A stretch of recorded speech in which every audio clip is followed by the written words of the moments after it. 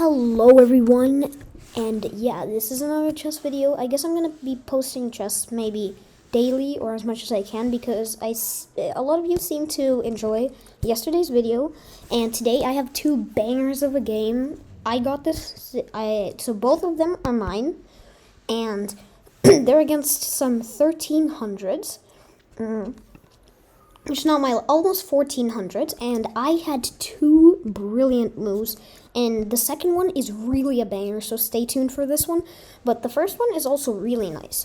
So the first one, I'm playing white, my opponent is playing black. My opponent is from India, rated 1375, and at this point I'm rated 1409. Remember, I'm kind of having a road to elo ramp up on this account because I used to be like 1700, but now I kind of decided to restart it. Yeah, so subscribe if you want a story on how that happened. It was pretty good. Anyways, we begin with d4 from me. I played d4. My opponent played f5. It's the Dutch defense. I played c4, which is one of the main lines of the Dutch defense, and like actually is the main line. Another interesting here is that there's actually a trap here if you play bishop to g5. And comment if you want. This one is really cool trap. So I'm probably gonna make another video about this one. But here, the whole point is that if you play h6, right, attacking the bishop goes back to h4, which looks like a blunder. Why does it look like a blunder? Because after g5, it looks like it's trapped, right? Looks like the bishop is trapped. So you go back here with the bishop, and your opponent will probably play f4 here. But f4 is a inaccuracy. Why? Because you play e3 here, seemingly innocent move. And before, please help us reach 2K. That would be really nice, so subscribe. Check this out. So if you take, right? If you take checkmate in one move, you can literally, so this is just checkmate, you know? So instead of taking, your opponent will probably play something like h5. Logical, right? On this, here, you play bishop. Yeah, you play the bishop here, same threat.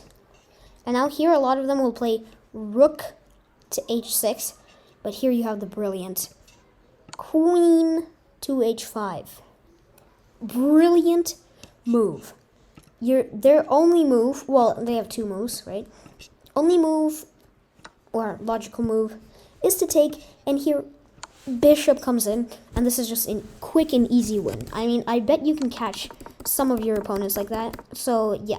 Anyways, here I played c4 because, well, I was pretty sure since my opponent is Indian, and Indian people, for some reason, never play the way you want them to play. Like, that doesn't mean they play well. They just play the weirdest moves. Like, not to offend anybody but from India, but you guys just play sometimes really weirdly.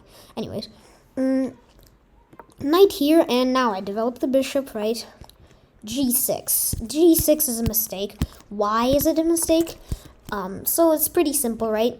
Your whole point is that here you can kind of, in this case, here, this knight is kind of useless because the whole idea of the Dutch is to play g6 in the first. Okay, so this is still a fine move, but only if your bishop is on here. So it's still booked. Why? Only because you can play knight to e4, and knight to e4 is the best move. I mean, yeah, here. So yeah, knight to e4, best move, hits the bishop, and here, complicated engine lines, right? Basically, this is just a really standard Dutch. It looks like a really standard Dutch. Anyways, so instead of here, you play g6, and I immediately capitalize on the mistake. I take it, and now this is kind of not really what you want, and this is kind of what actually ended my opponent in this game. This is not what you want, right? You don't want doubled pawns. So here, you don't want doubled pawns where you castle. I'm fine, like, after this, right? Yeah, it wasn't the best move. Kind of gave away mine. But here I'm fine. Why? Because I'm not gonna castle here. But you're gonna castle here, and just look how open you are.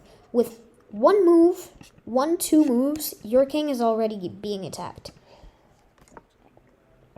We got castles anyway because, well, these pieces are just, I'm assuming, right? These pieces are absolutely undeveloped, so that means it would take 3 more, no, it would take at least 4 more moves, and by that time, I could go 1, 2, 3, 4, and already start opening your center, right? And so it's gonna be hard to castle, and it's just much easier. So here I play e3, best move. Why is it best move?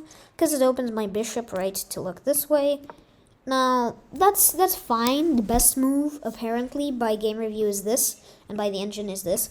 Why is it different, you might ask? Because Game Review isn't actually the highest level of Stockfish, plus it analyzes for a bit.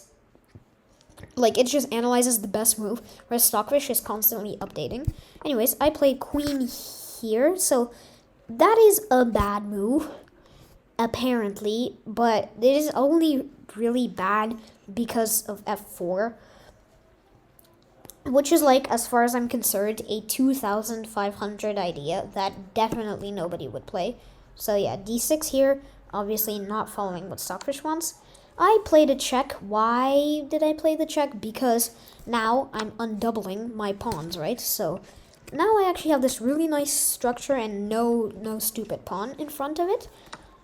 So yeah, we got a fine game. So here black is 0.12, so 0.04 actually. So black is slightly better, but I play bishop to d3, natural move, and here we get a couple of natural moves here. b6 also really natural, right? Looking for bishop here. And credit to my opponent, like, usually 1400s don't play as actively, but here it was a nice find, right? Like, you can see your pieces are really looking at it. Like, your pieces are really looking at it. And, like, your rook is ready to come in, right? You know, so here also I played a4, and in this position, my opponent thought he found a nice tactic. Knight e5, but knight e5, right, idea, it attacks the bishop, so he probably assumed I would move it. But I just took, and then I took back, which apparently isn't the best move. Oh my crap. Sorry about that. So yeah, apparently the best move here is just playing rook a to d1, and which is brilliant, I think, by the way. Yeah. So I could have had an extra brilliant move, right? Idea, if you go here, is just simple. Like, you have to run, king has to run, and then you get this, right? Rook h8, logical, and then you get, so apparently h3 is good. Takes, I would play something like takes, right? And so, yeah, it says it's not good. Anyways, so that is not what happened in the game here. Instead, I took, because, like, well, the king just took back, and look where this king is at. Like, the whole Dutch defense is meant for you to have a bishop on here. That is like why you play this. You don't just play it to impress, like, the whole point is to have a bishop here and, like, your king here, and these pawns are more active, right, towards the center, but you have a fine defense. The whole point is not to put your king on one of the most active squares. Like, literally, it only will take me it takes me 1, 2, right? I can play this right now, defending this, and your king is already in the line of fire. So yeah, it's obviously better for me, right? It's 0.6. So I played knight to f4, best move, because I gained a tempo on here, right? Queen e4, and here I had a little idea. So f, boom. I wanted to play f3, and I wanted to play here, but I thought f3 is not good because you just hang your pawn, right? I play f3, everything goes skyrocketing downward because I hang my pawn, and not only do I hang that, but I also hang the knight, which is now not defended.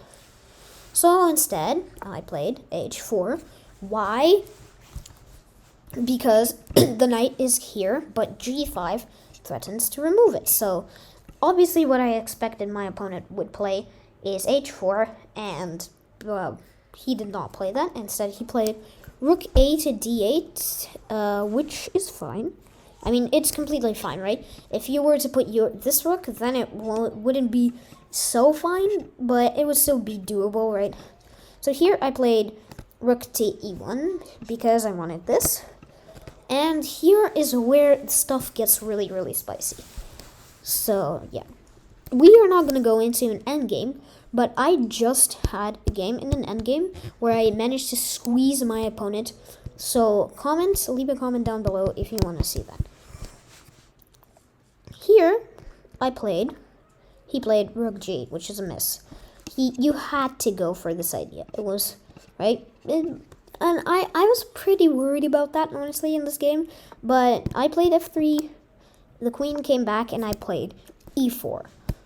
So, I mean, I don't know why Stockfish doesn't like this. It looks pretty reasonable. I mean, I am opening this up, and I think my opponent saw that. King to h8 was a bit of a mistake because I thought he would... I totally forgot he could just go here, right? I thought he would play this, and that would absolutely blunder to e5, forking the king and queen, supposedly the most powerful pieces, was just a pawn. But instead, he played here. So I had to defend with g3, then he came in with the rook, and that is where he blundered. That is where he blundered, and that is where I missed. So the reason I missed is really simple. I could have taken this, but instead I thought I could set this up, which actually ended up being winning for me. Like, by the way, we are on move 26. The game is going to end in 5 moves, and there's going to be a brilliant move in 2 moves, which will absolutely destroy my opponent. So yeah, feel free right now. Guess.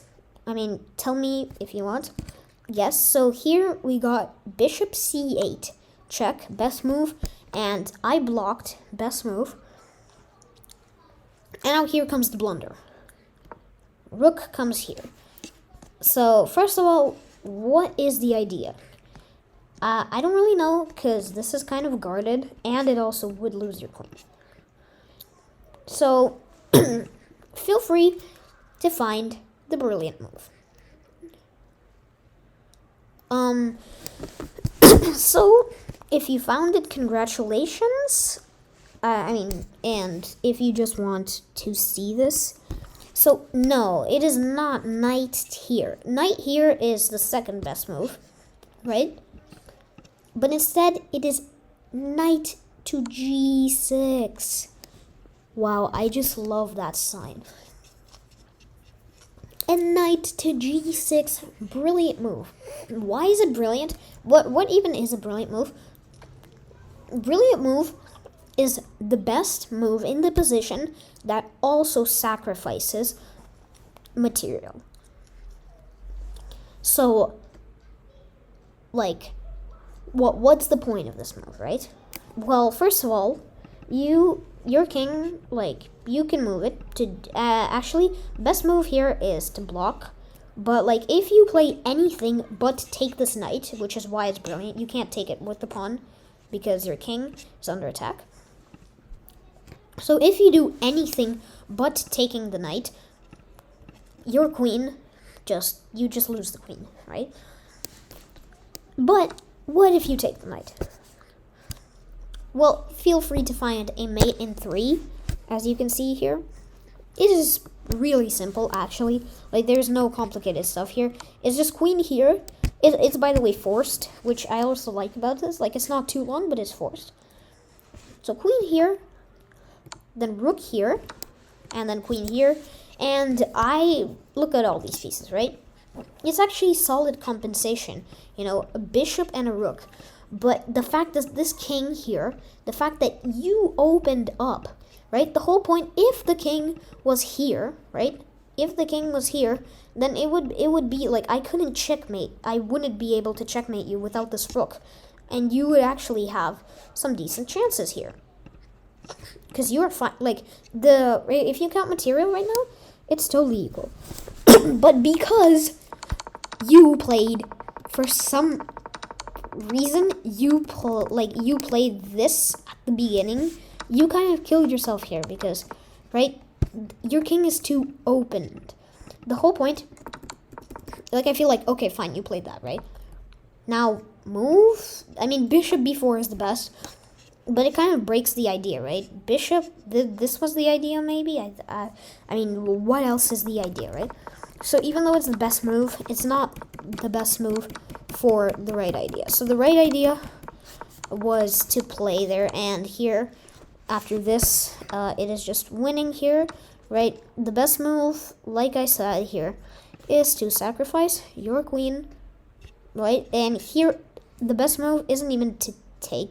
Well, I mean, yeah, to sacrifice your queen like this with f5.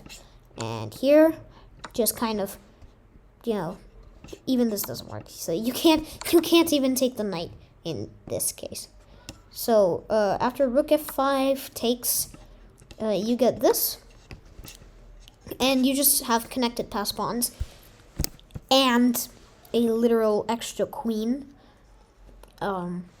Yeah, so you're down in exchange, but you're up a queen. So anyways, this game was pretty cool, but this one is a banger. And guess how long it was? Guess how long? This game was only 15 moves long, but it featured a crazy brilliant move. So let's get into it. By the way, my opponent is from Botswana. Yeah, not, you can only see that end part of it. My opponent is from Botswana, rated 1274, and I played this game like 2 days ago. I, at this point, am rated 1290, so as you can see, severe change between the ratings. But I really like this one. Why? So he played e4, I played e5, and here we really had a typical, you know, really typical Giuco piano. It's called Giuco piano. And knight c3. Knight c3, right? How typical could this be? Giuco piano is actually this. This is just the Italian game right now, Giuco piano. So sorry about that. Anyways, I played knight f6, and we are in the era of booked moves. Like right now, we are in the era of booked moves. There is so much more theory to go. So booked moves, all of them are going to be booked moves up until some point. Like every single move that you can play for white and every single move that you can play for black in the first position, like on the first move, it should be a booked move. No. But every single move that you play for white is book, and practically every single move that you play for black is also book. So what book means is basically, it's in theory, it gets played a lot. We know it's one of the best moves, kind of like a variation in music. So here my opponent, kind of, the only way he messed up, like the brilliant move is in 3 moves, by the way. The only way my opponent kind of here messed up was after I castled, right? You 1200s, you really think I'm going to let you take this. No, I just castled, right? And now he plays h3, and I play h6 because I kick him out. And now, here came the mistake that costs my opponent. So he played h4. Now, h4 is not a blunder. And you might think, why didn't I take this, right? Well, I did not take this because I absolutely lose all my advantage here. Why? Because after he takes back, this is something called the fishing pole.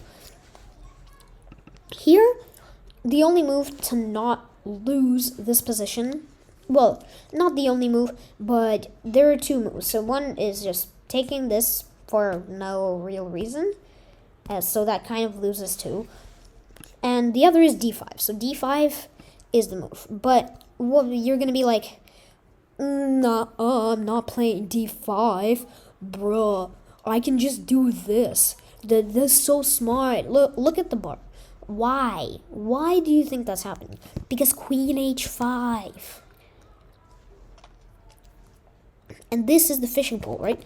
If anybody ever plays this against you, remember, like, if you're watching, if you're a 600 and anybody ever plays this against you, for the better or for the worse, don't take the knight. Like, in this position, it's not losing. In this position, it's not losing. But, like, it's so easy to blunder here, right? The best move is this, because it stalls. After king takes, you get rook to e8, check. Not check. You get check, and now you get this nice rook move here, which is, I believe it's brilliant. Yeah. So you get this really nice, brilliant move, right? And once you come in, you get this queen back. So that is how you would lose. And you're just going to be like, well, okay, what do I do? Can I move my... Well, another move is to just go here, but it's still lose. And so, yeah. Instead of taking that knight, I played d6. d6 is a nice move. Engine prefers knight to d4. But if I played knight to d4, I wouldn't have played the next thing. So here, my opponent, seeing that I am not taking his knight, obviously decided to got traumatized, and decided to take one of his only, like, look, this knight is just doing nothing. Except for guarding this pawn, which it's technically not really guarding, because if I take it, I can just take the pawn too, right? Knight to d5. Knight to d5. Oh, seriously? You just decided you have two real pieces in the game. You should be playing something like d6. You should be playing development, right? You should be trying to play out here and kind of just forget about this whole disaster that you just set up. You should not be trying to remove the only piece that you had in your attack. You should not. So, obviously here, I had to just punish my opponent with a brilliant move. Feel free to guess it. Here, this next move is truly amazing for me. It's not amazing because of the move itself, but because of the follow-up. So, you probably found this, right? It's not that hard. It's like the only brilliant move that could be. Bishop takes f2. And this is what I was thinking through. So, if you take, which is not what my opponent played, which is the best move, people. It is the best move. Like, taking here is the best move. Right? No, we did not get it. So, if you take, I calmly take this back. You take this, right? And now the only difference is that I can take knight to e4. And believe it or not, you have 7 squares to go to. You have 7 squares to go to. You can't go here. Yeah, so you can't go to the square because our knight covers it. So you have 7 legal moves, and every single one of them loses. Picture this. So, move number 1 here, right? Obviously, you just get skewered. It's not even the best move. Right? Move number 2 here. This is also pretty obvious, right? You just get forked. It's simple. The other moves are a bit harder. So, this one is the next easiest move. So, here, this is actually pretty common. Right, you see, this is pretty common to see. So, Stockfish thinks that playing queen to g5 and knight to d4, which both sack this knight, is good. But honestly, when I was calculating, I was just like, this is good. It's a skewer, and once you take, which is the only way to not lose instantly, there's a mate in 5. But obviously I wasn't looking at that. I was looking at this nice royal fork. I mean, isn't that beautiful? This miss just looks so bad. Game review on here. So anyways, isn't this just beautiful, you know? So instead of playing any of this, which, well, is seemingly ridiculous, you're left with only 3 moves. Oh, sorry, there were 6 moves. 6 legal moves at the beginning. So you're not only left with 3 moves. Suddenly not that much to pick from. And this, it already looks really wrong. And it is literally the worst move that you can play. Queen takes g5. I'll be honest with you, I was not counting this, but I knew that, you know, this just does not feel right. Right? So now, if you don't take this knight, using this knight and the queen, you're actually going to get a combo mate. So you have to take this knight. And what is this? The king is just taking a walk. We won't have the king walk, unfortunately. This would have been super nice if we could have had a king walk all the way down there, but we're not. Instead, we are going to play bishop to f5. If king goes to d5, knight to either knight check is mate. And once he goes back, which is his only other move, bishop here, and congratulations, you're skewered. So this is not the top line. Of course, the top line is just for some reason random knight move here.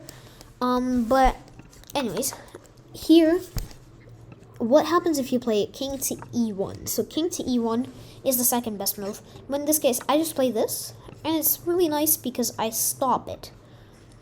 I stopped this, and now this is something called paralyzing. All the pieces are practically paralyzed. Like, like, this knight here, right, it would love to move to c3, but if it goes to c3, and check, king e2, now bishop to g4, check, and queen to f2, checkmate. So, yeah, the king g3, and this is kind of threatened, so your pieces, your uncoordinated pieces that would love to probably come into the game, right? So most reasonable move here is this, but on that you have the nice knight d4, which is that what Engine said? Yeah, brilliant. Another brilliant move. Another one. You know that. Why? Because if you take, then you get brutally brutalized. And the queen is just like a baby, you know? It wandered in the middle. It's a strong baby, right? It's in the middle of a sandpit, and it's a strong baby saying, "Obey me." And these pieces are just like not as strong babies, and they're just like, "Nah, here, have some sand. So here, and on this you just get, right, this is top engine move. And yeah, you're lost. The sand ended, okay? We got the babies off. The baby's mom came. Anyway. So here, instead of playing king to e1, the best move is king to g3, which is pretty logical. But here, you just have this super cute knight horsey. The new Martin bot is just like horsey all the time. He doesn't like bishops. He only likes horsies. And this horsey move is so smart because it attacks. It doesn't let you counterattack, and it stops queen h5 at the same time. So this is the only logical move, or else you just lose. And after this, we just get this. I mean, get this, people. What? Like, the best move is d4.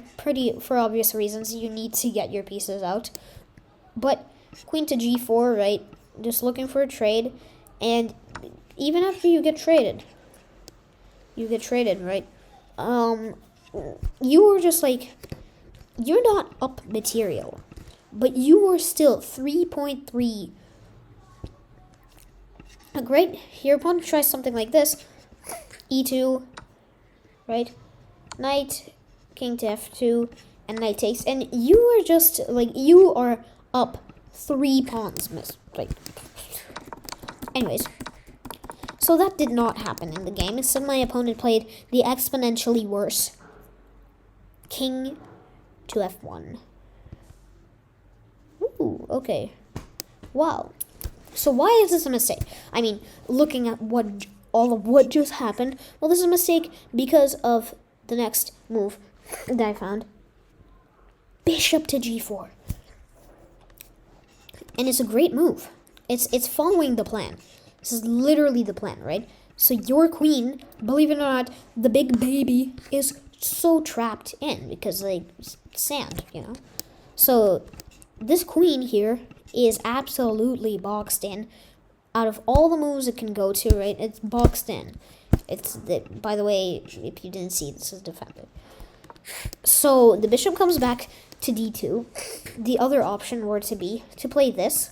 So, but if you play that, there's this nice move. Bishop to g3, and after that, just the knight will come into d4 no matter what. You can try and stop the knight, but then this knight comes in. Yeah, I don't think you're going to be dealing with this, right? Like, play here, defend this, right? Nope. Nope. Absolutely nope. And boom, and now just h5. You know, we're absolutely booting this queen around. He played the best move, right? Credits to him. I took, which apparently I could have been more aggressive, and then I played bishop to g3. Now again, this would just probably give away a lot of my advantage.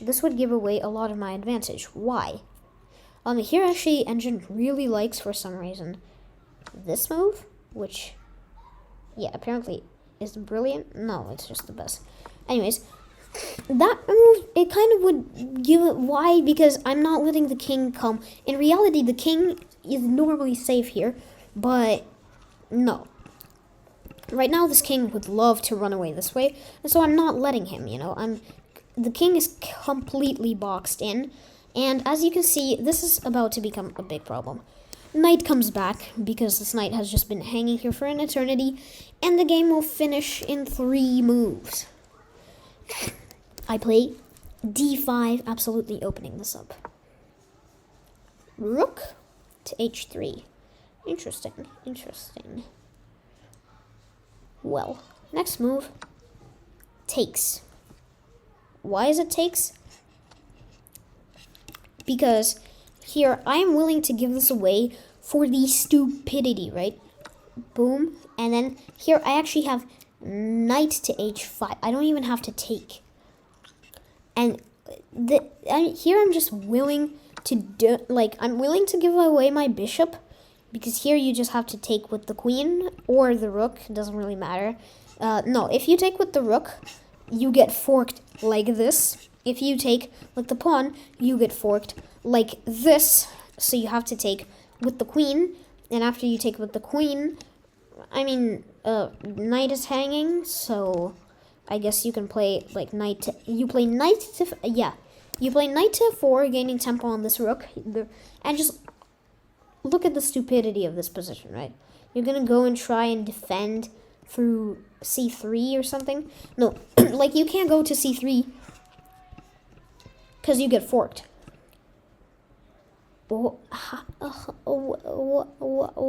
And you can't go to b3 or here, so these squares are cut off practically. So right now your best move is just to play here and leave this pawn. So, but people might try and play here, right?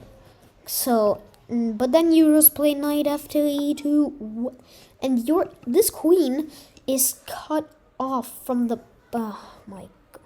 And here you move, right? Queen to f6.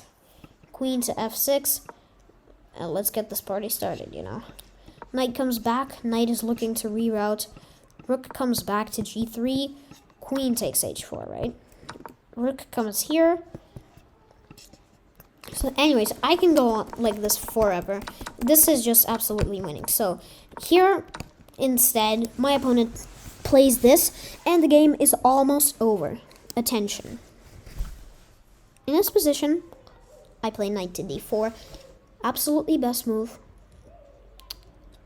And here, I really wished that my opponent would have played the most obvious move in the world. But here, my opponent blundered and resigned. However, I want to show you guys this brilliant ending to the game that I was planning. Queen to d1 and knight to d5. Second brilliant move. Oh my god. And I am just preparing queen here, telling my opponent there is, out of all the pieces you can get on here, right? Out of everything you can put on there, everything is guarded by this one single silly pawn. And queen to f6 is unstoppable. And so here, let's say you play, right, doing something like this, right? Check, king to g1, queen to f2 check, king to h1, knight takes. Knight takes.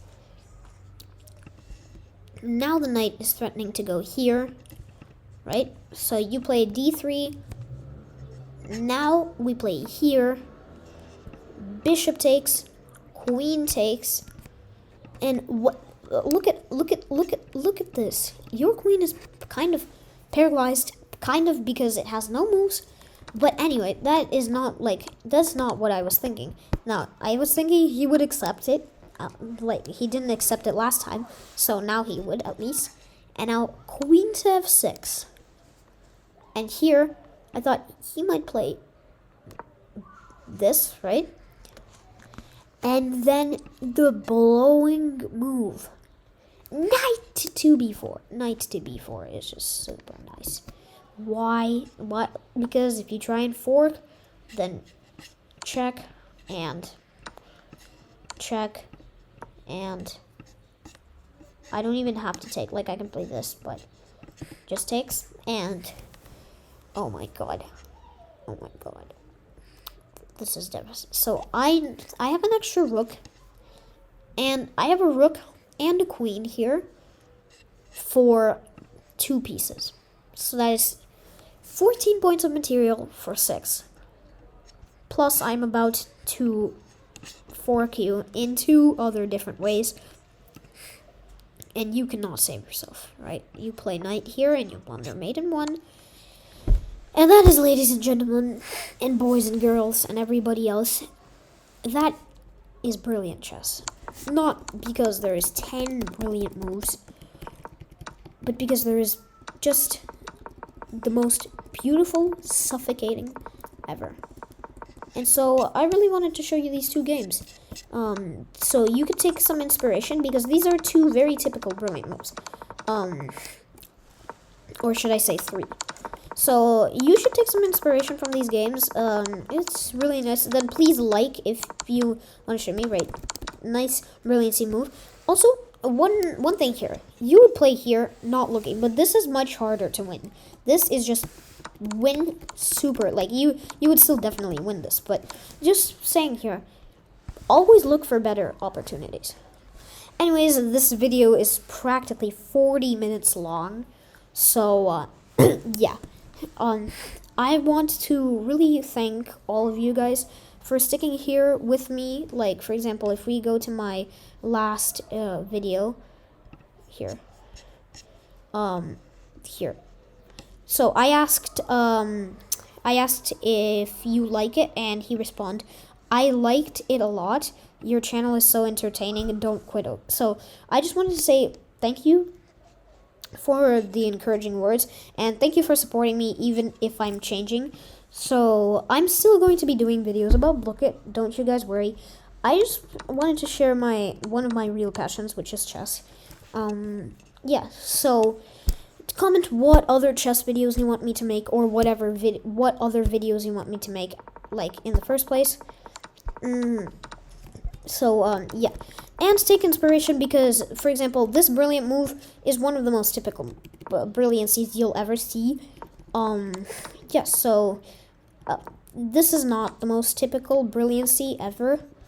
Here, after knight d5 and queen to d1, right? This is not the most typical brilliancy, but it's still not the most rarest one, like, you know, something like this. So, yeah, take care, and thank you for watching, and I'm definitely going to make a video about getting revenge on Martina and her family. So, yeah, stay tuned for that. Bye.